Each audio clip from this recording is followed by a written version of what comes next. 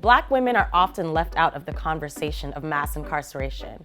But fortunately, we have activists like Jamila Davis, who is doing the work to eradicate over-sentencing in our communities. Jamila, thank you so much for all of the work that you do. It is so appreciated. How is it for you when you take a step back and really look at the impact you've had over the years? I just know it's God.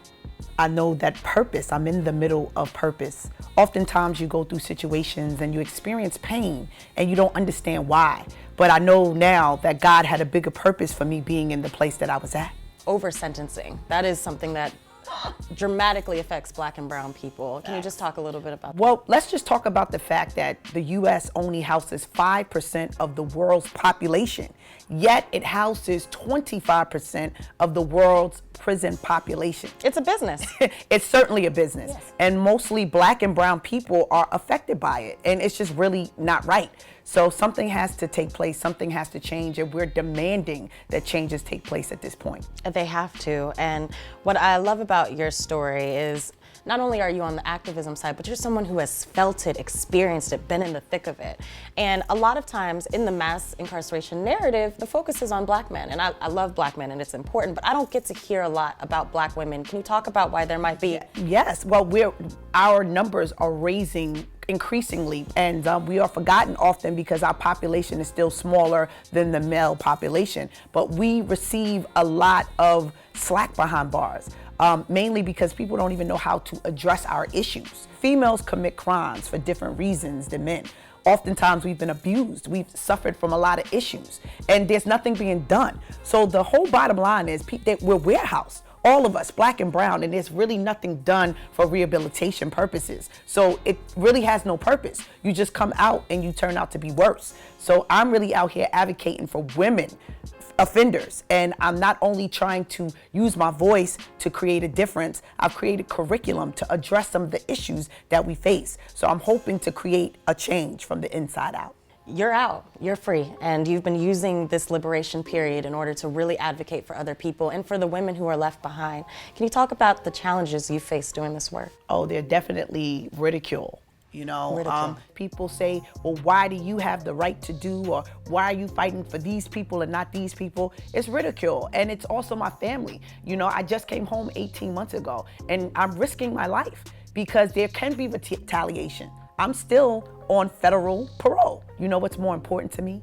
The cause. And I have to say, in my case, if I have to die for the cause, then that's what I was placed on this earth to do. So it's okay. I'm gonna fight on until I see justice served in America. Within all your work, of course, there's a lot of challenges, there's a lot of risks.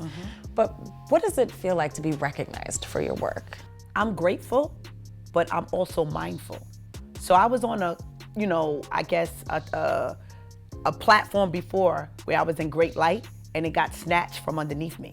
So I'm starting to understand what really matters. God matters, purpose matters. So I'm not so caught up in the hype, I'm caught up in the work, and I have to stay that way because you gotta be grounded in this. You have to be level-headed in this fight. So I'm just grateful for the support because I believe that the support can get us more support to actually make a difference. But I'm mindful at the end of the day that I am God's servant and I'm doing his work. So as long as he's saying good job, well done, I will continue to move forward. For people like me who may be just detached from politics or systemic issues, we feel helpless. Like, how can we help? Well, definitely follow the movement. We have partners such as the Justice League, the National Council of Formerly Incarcerated Women and Girls. I'm actively involved in that organization. So there are organizations that are actually putting in the work and doing the work. I would say people should definitely support these organizations. And when we have protests and when we're asking people to come out, please come out, because just simply standing there with us, just simply being aligned